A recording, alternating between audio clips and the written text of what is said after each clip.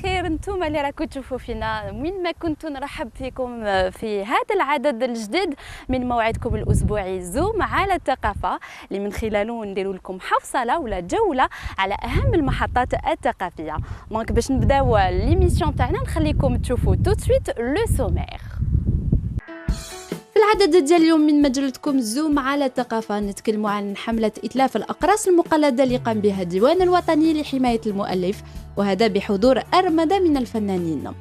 نتكلموا أيضا عن الإقامة الفنية الجديدة اللي تم إدراجها على هامش المهرجان الثقافي الأوروبي.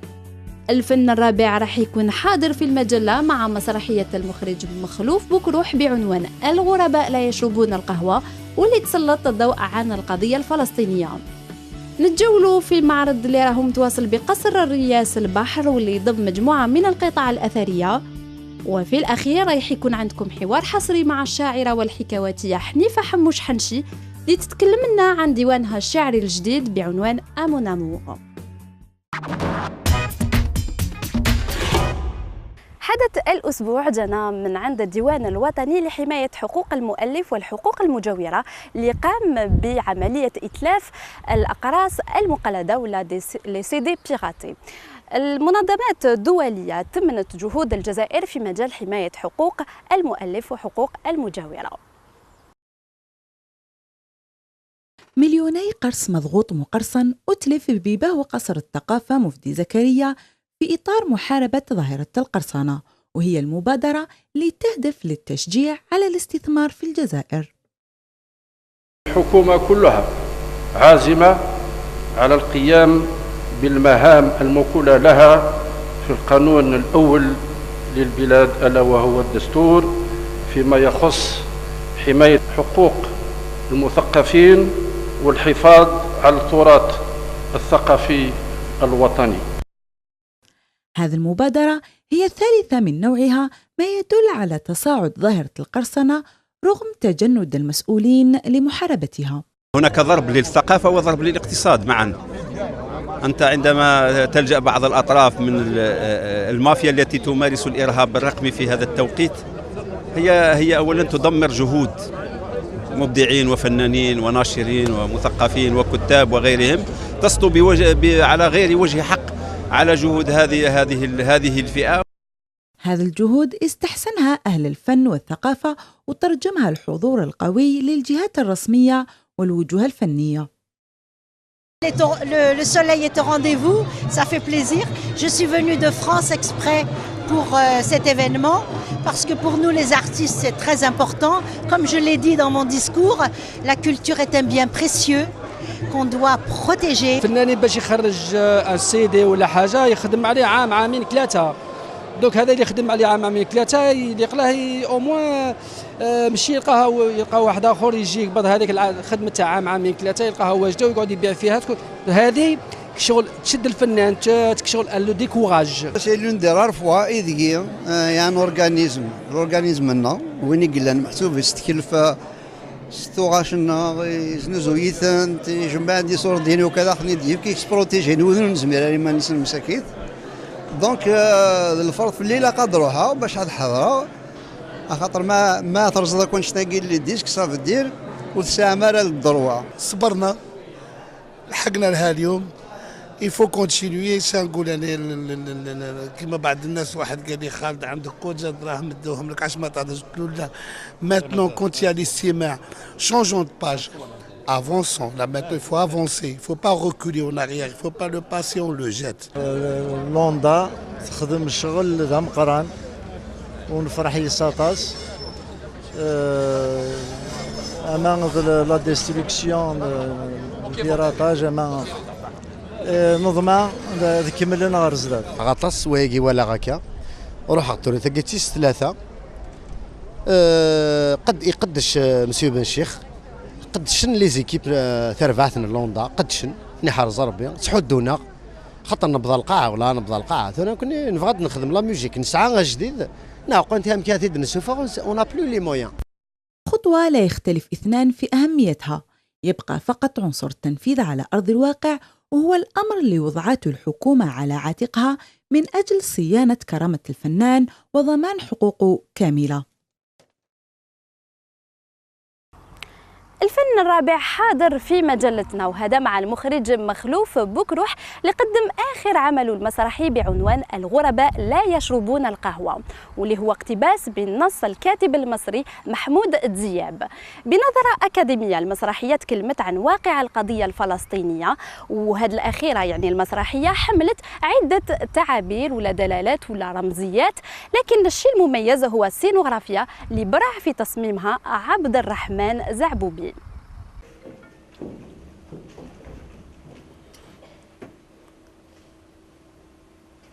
الوضع الراهن للقضية الفلسطينية جسدت فوق خشبة المسرح، وهذا في آخر عمل لتعاونية ثقافية بدور الإنتاج اللي كان بعنوان الغرباء لا يشربون القهوة، واللي هي اقتباس للنص الكاتب المصري حمود دياب اللي اشتغل طويلا حول القضايا التحررية.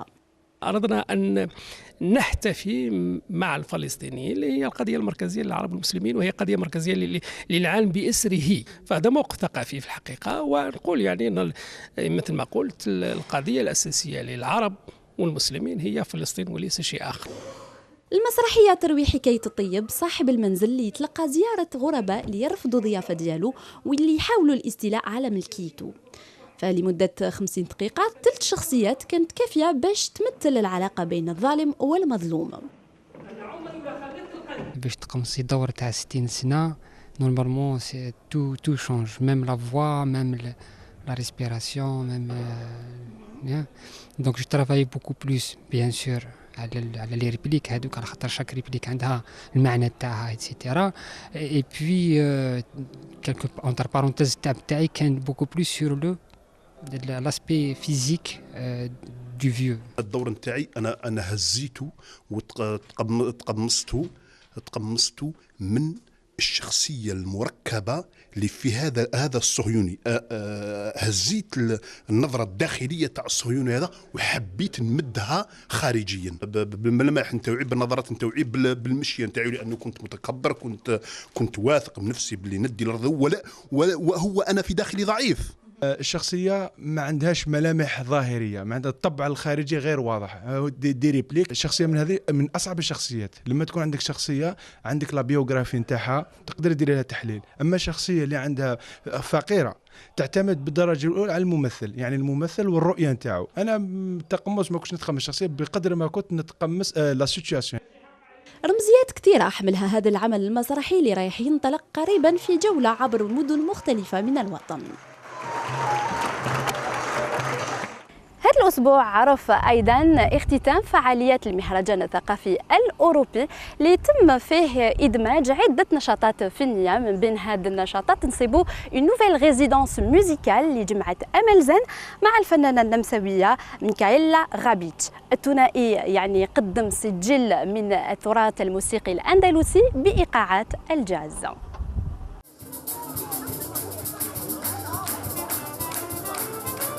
تجربة موسيقية جديدة وفريدة من نوعها الأمل زين اللي أدت أغاني من التراث الأندلسي العتيق بنغمات الجاز، نتيجة إقامة موسيقية اللي كانت على هامش الطبعة 17 للمهرجان الأوروبي الثقافي، واللي كان كتحدي كبير بالنسبة لها.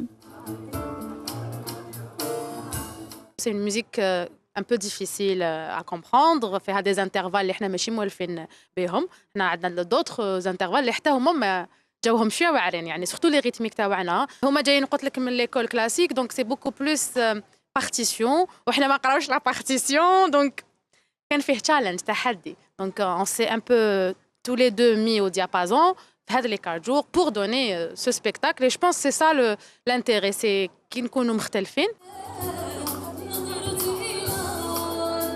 اختلاف اللي خلق تنوع ثقافي ثري مع العازفين، خصوصا وين الفنانة النمساوية ميكايلا غابيتش تألقت في عزف على آلة البوق، هذه الأخيرة اللي حبت توظف لمسة من النغمات الجزائرية في رصيدها الفني. I listened to the songs and to the rhythms and they are of course. استمعت للموسيقى والنغمات الجزائرية، أعتقد أنها جد مهمة بالنسبة لي، لأن الموسيقى التقليدية الجزائرية مختلفة، وأنا في كل مرة نزور فيها بلد ما نحاول نوظف هذه الإيقاعات. المرة القادمة كي نعاود نولي للجزائر نأتيكم ونوري لكم التأليف الجديد اللي يحمل نغمات جزائرية. inspired by Algerian music. الحفل خلق جو من التجاوب والتقارب بين أساليب فنية مختلفة، وهذا بدمج العود في الجاز، وين الثقافة النمساوية والجزائرية كانت في تناغم محكم. Les échanges culturels sont excellents. Ils basent sur nos relations bilatérales dans tous les domaines qui vont très très bien. Ça commence par la politique, va par la culture et passe par la coopération scientifique. Et on a beaucoup de projets culturels qu'on fait ensemble. Notre message est de sauvegarder le patrimoine culturel et naturel qui est tellement riche ici en Algérie. Et nous, en Autriche, on apprécie beaucoup ce patrimoine. الجمهور الحاضر استمتع كثير بهذا الحفل اللي كانت عنده ميزة وخصوصية بكون أنه خرج من إطار القاعات العرض.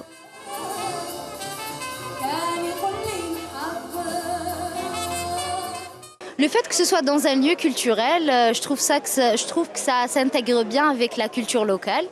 Ça aurait été banal de faire dans une simple salle. Le fait que ce soit dans un lieu qui est plein d'histoire, ça donne un cachet à ce concert. J'ai beaucoup aimé le spectacle de ML Zen, un mélange d'authenticité, de musique ancienne et de musique moderne, de jazz et de musique algérienne. Ça nous change dans cet espace vraiment splendide qu'est la villa d'Abdelatif. C'est vraiment merveilleux, c'est fantastique. Sa voix, elle est magnifique, je peux rien dire. هذه الإقامة الموسيقية عكست التنوع وإرادة دائرة مهرجان الثقافي الأوروبي بتوسيع وإدخال نشاطات فنية جديدة، إضافة على العروض الفنية الموسيقية اللي كان معتاد يقدمها.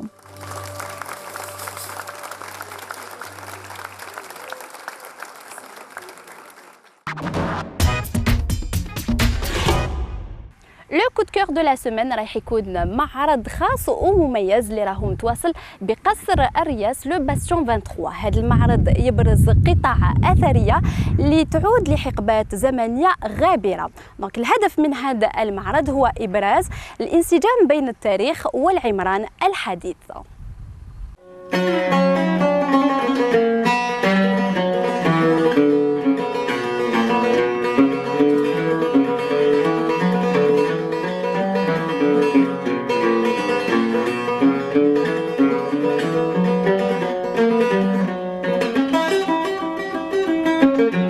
مدى الانسجام بين التاريخ والعمران الحديث هو الهدف من المعرض اللي توضح التصاميم الخاصة بالحفريات الجارية على مستوى محطة المترو بساحة الشهداء، واللي طالما أثارت جدال واسع منذ اكتشاف مدينة ببطن الأرض قبل 4 سنوات.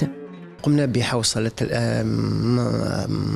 أهم الأعمال منذ سنة 2009 اللي تصادف بالنشأة الحقيقية لهذا المركز إلى غاية السنة الفارطة يعني 2015، زيادة إلى عرض خاص بالحفرية الوقائية اللي جرت في ساحة الشهداء، وكذلك جناح خاص بملتقى عالمي الذي احتضنته الجزائر ونظم من طرف المركز في الخاص بالسنة العالمية للضوء.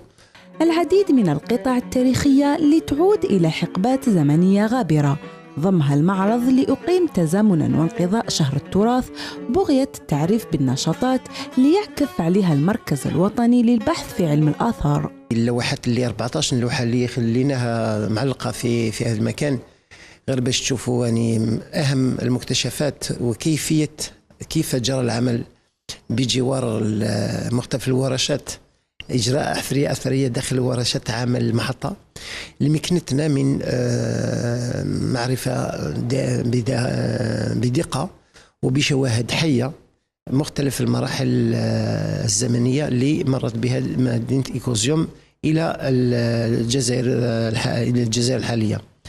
مكاننا معرفة فريمون واش هي الاركيولوجي سورتو الاركيولوجي بريفونتيف الحفرية الوقائية. جا خدمناها مع اون دوري استيمابل وقت طويل. متحف أثري بباطن الأرض يجمع بين بقايا المدن المغطاة ويعرض على ركاب المترو فضاء ثريا وعريقا. هو المخطط النهائي لراهن على نجاحه القائمين على مشروع مترو الجزائر مطلع 2017.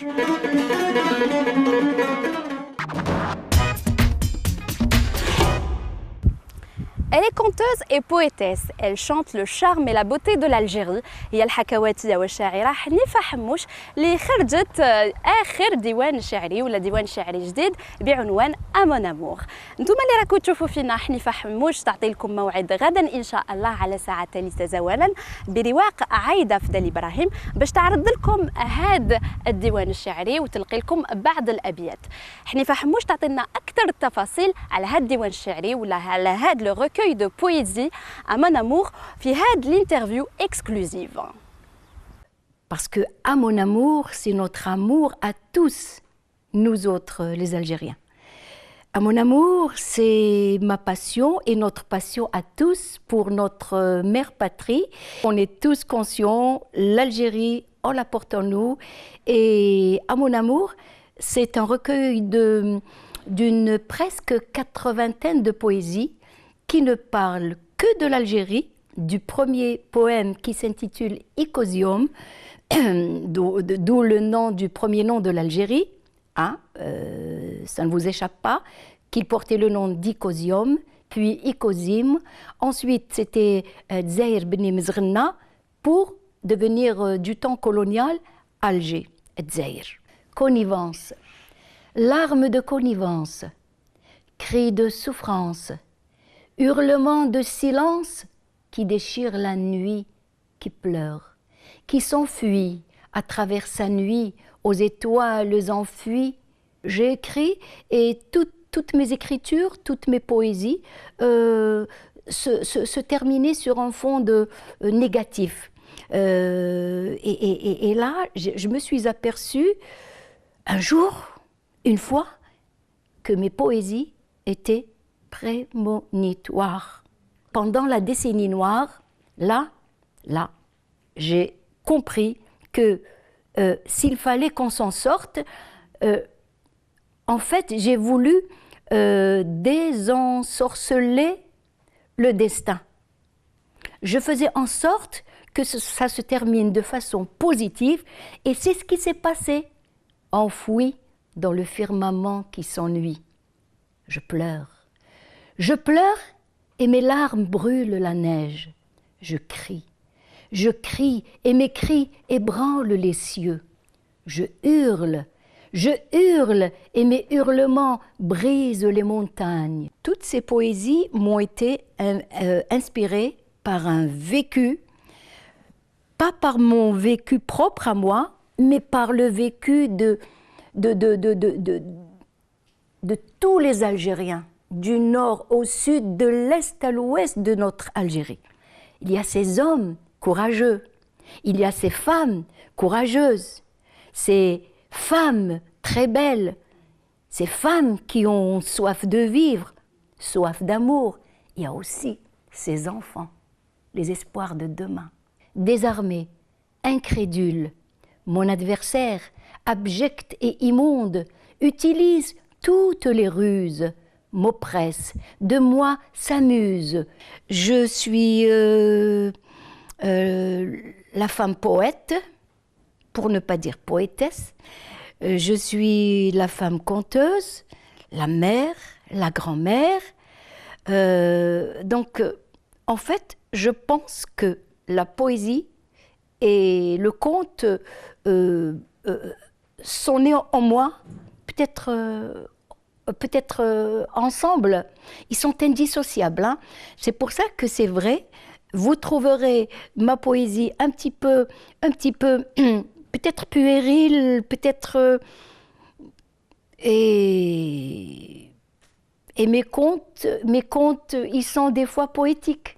Fusent et fracassent ma tête vaincue, vide et bête. Ensuite, mes protagonistes, fiers, savoureront leur victoire. Il y a des urgences, si je peux dire, des urgences. La première, à mon humble avis, c'est essayer de sortir l'enfant des mailles de cette bête immonde, si je peux dire, qu'est l'Internet. Donc l'urgence, c'est d'essayer de les sortir de ce cadre virtuel et c'est aussi de leur inculquer une certaine pédagogie, parce que le conte, il est pédagogique. Le conte instruit. Ils feront la fête ce soir et veilleront très tard. D'abord par amour pour l'écriture, je le dirais, par amour aussi pour les symboles, nos symboles berbères qui sont notre identité, et aussi et surtout pour donner un sens aux symboles. Donc moi, j'ai fait un petit travail de recherche et j'ai interprété, j'ai donné la signification de certains symboles par de la poésie. Parce qu'un symbole, quand on le comprend, quand on voit ce qu'il veut dire, on s'identifie au symbole. De ma cellule barodée, je les verrai brandir leurs trophées en versant des larmes de regret.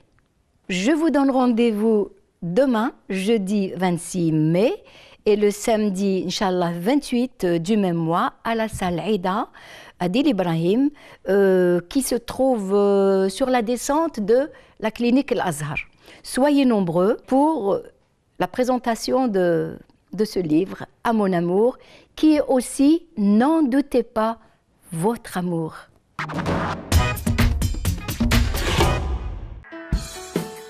نستهل أجندة ثقافية بالموسيقى وحفل للمواهب الشابة يوم 26 ماي بالمسرح الوطني الجزائري على الساعة 7 مساء. سهرة موسيقية مع الفنان محمد رشيد سقني يوم 27 ماي بقاعة ابن زيدون على الساعة 7 مساء. تواصل عرض مسرحية صاحب النوم يوم 22 ماي بالمسرح الوطني الجزائري على الساعة 4 والساعة 6 مساء. عرض فيلم أوتور دو لا مير يوم 22 ماي بالمركز الثقافي الفرنسي على الساعة 6:30 مساء. بالمواعيد الثقافية نكونوا قد ختمنا البرنامج تاع زوم على ثقافة. استنونا الأسبوع القادم إن شاء الله نفس التوقيت على نفس القناة. بقوا على خير.